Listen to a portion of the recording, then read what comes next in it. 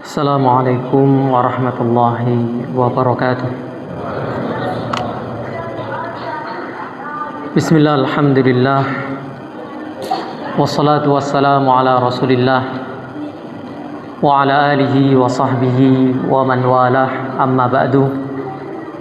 Kaum muslimin rahimakumullah, sudah setengah perjalanan kita berlalu, maka mestinya kita sudah mulai mengambil kesimpulan-kesimpulan,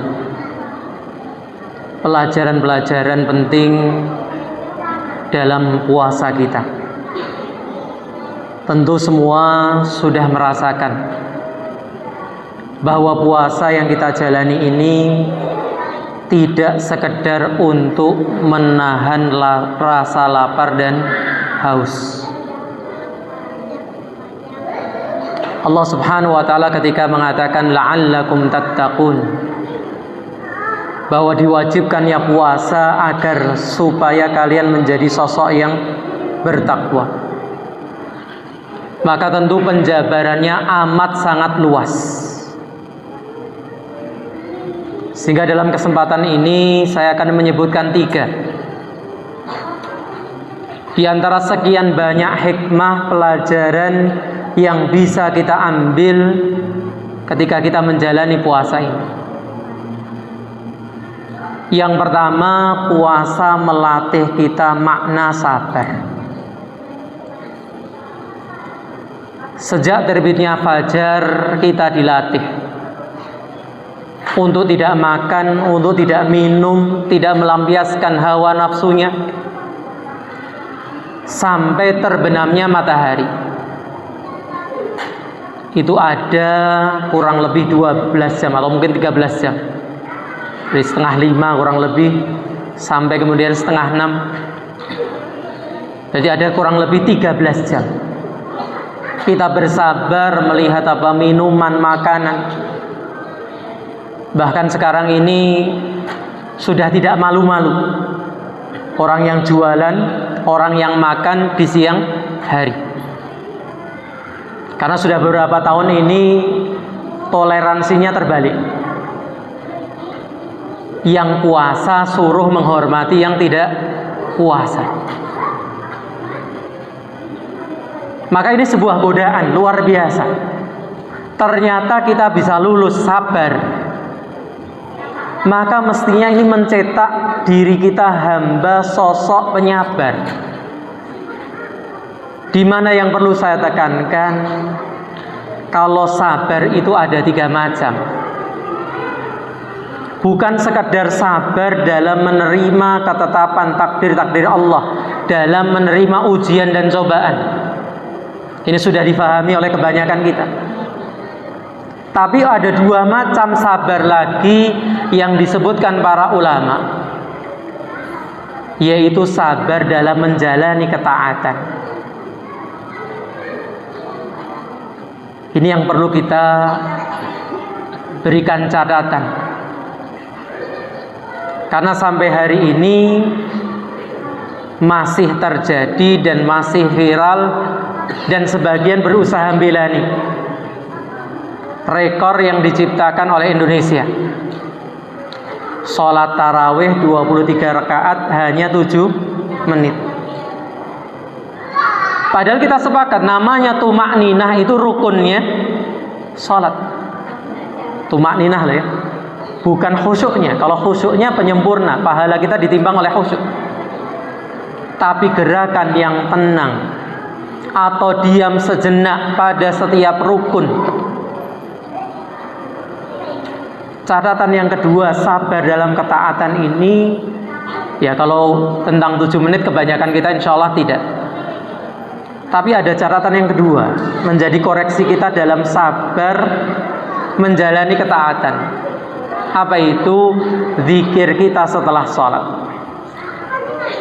Ibu-ibu, bapak-bapak, kaum muslimin rahimakumullah tahu, zikir setelah sholat ini hukumnya sunnah. Seandainya kita tidak baca zikir pun sholat kita tetap sah. Tapi kadang sebagian kita memaksakan diri waktunya terbatas atau ingin berkegiatan yang lain, memaksakan diri untuk membaca zikir-zikir itu lengkap. Misalnya apa? Subhanallah, alhamdulillah, Allahu akbar 33 kali. Padahal ada riwayat yang lain membaca 10 kali, riwayat yang lain membaca 11 kali. Tapi kadang karena ketidaktahuan sebagian kita dipaksakan dibaca 33 kali, bagaimana? Dengan cepat-cepat. Subhanallah, subhanallah, subhanallah. Sehingga nilai kesabaran, nilai penghayatan terhadap bacaan zikir, terhadap bacaan sholat akhirnya terlewatkan. Maka kalau kita bisa bersabar dari pagi sampai sore untuk berpuasa, mestinya untuk taat yang lainnya ini menjadi mudah. Demikian pula sabar yang ketiga adalah sabar dalam meninggalkan kemaksiatan. Kalau perkara yang mubah kita mampu meninggalkannya, maka mestinya yang maksiat, yang terlarang, yang hukum asalnya haram, kita lebih bersabar lagi. Untuk bersabar tidak makan minum bisa, apalagi bersabar untuk tidak melaksanakan maksiat. Pelajaran yang kedua dari puasa kita, puasa mengajarkan kepada kita tentang kesederhanaan. Puasa ternyata memberikan sebuah bukti nyata. Apa itu? Dikala kita sahur, mungkin awal-awal gitu ya, dikiranya sahur itu senikmat makan pada umumnya. Ada sebagian ngambil porsi sebagaimana biasanya. Ternyata habis tidak? Tidak. Akhirnya kita belajar sahur itu cukup ngambil porsi sedikit. Pun demikian ketika berbuka puasa. Banyak orang ketika berbuka puasa itu lapar, yang lapar matanya. Setiap lewat apa? Warung, lapak yang jualan es, yang jualan kolak, yang jualan jajan, dihampiri semua. Ditata semua di meja. Setengah 6 itu melihat jajanan di meja rasanya akan dihabiskan semua. Begitu berbuka bagaimana? 3 butir kurma, segelas air putih, kenyang. Subhanallah. Makan sedikit waktu sahur, ternyata 13 jam cukup. Makan sedikit untuk berbuka cukup. Apalagi yang sudah putih-putih jenggotnya nih ya. Semakin merasakan, oh tambah umur itu tambah kurang mangane, gitu ya. Subhanallah. Ternyata apa yang dikatakan Rasulullah SAW dalam hadis yang lain, sepertiga untuk makanan, sepertiga untuk minum, sepertiga untuk udara, cukup. Kita kadang dikalahkan dengan mata kita dalam hal apapun, dalam makan, dalam pakaian, dalam rumah. Rumah pengennya yang besar, yang luas, yang longgar. Padahal kalau tidur berapa meter yang dipakai? Subhanallah. Dan itu juga rumah masa depan kita. 2 kali 1 sudah cukup. Maka Ramadan mengingatkan kepada kita apa? Sederhana, secukupnya. Dan Rasulullah SAW adalah orang paling sederhana, tapi di lain sisi orang paling bahagia. Kadang kita tertipu dengan mata kita, melihat kemewahan dunia, dikira dengan memuaskan kemewahan itu kita akan bahagia. Ternyata tidak. Sederhanalah yang membawa kepuasan, sederhana yang membawa kebahagiaan. Kemudian yang terakhir, ini sudah sering disampaikan tapi kita ingatkan kembali. Puasa melatih kepedulian sosial kita. Khususnya kita tekankan dalam keadaan kita sekarang. Sebelum Ramadan saja kita sudah merasakan harga kebutuhan pokok berganti. Saya tidak mengatakan naik. Kalau naik itu mungkin 1.000, 2.000. Tapi kalau dari beras 11.000 jadi 20.000, jadi 18.000, ini ganti harga. Subhanallah. Kita merasakan lapar. Demikian pula ternyata sebagian saudara kita, mungkin di kanan kiri kita, yang kita mungkin kurang awas, kurang teliti.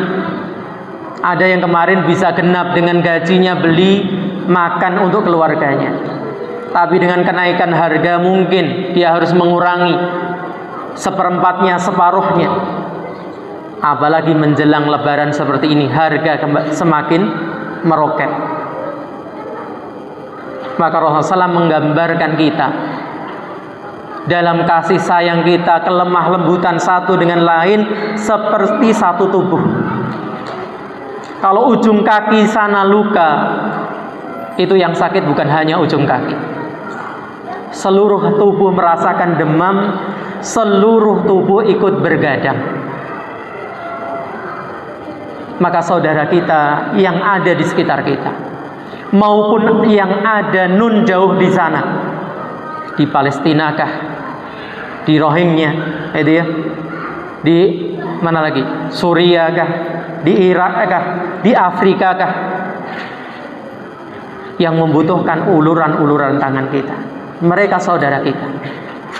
Ketika kita sudah mengikrarkan la ilaha illallah Muhammadur Rasulullah, tidak ada batas negara, tidak ada batas suku dan bangsa. Kita semuanya sama. Derita mereka adalah derita kita, laparnya mereka adalah laparnya kita. Maka ketika kita sudah merasakan lapar ini, seharusnya mendidik kita.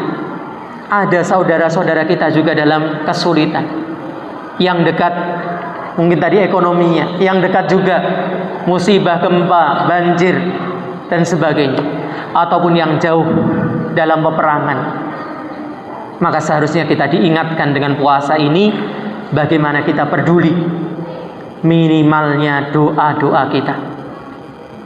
Di bulan yang mulia ini, dalam keadaan kita berpuasa, adalah doa yang tidak ditolak oleh Allah Subhanahu wa ta'ala. Maka jangan lupa untuk menyelipkan doa-doa kita untuk saudara-saudara kita ini.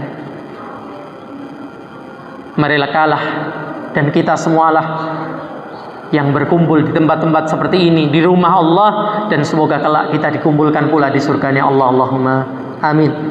Wa sallallahu ala nabiyyina Muhammadin wa ala alihi wa sahbihi ajma'in. Subhanakallahumma wa bihamdika asyhadu an la ilaha illa anta astaghfiruka wa atubu ilaik. Assalamualaikum warahmatullahi wabarakatuh.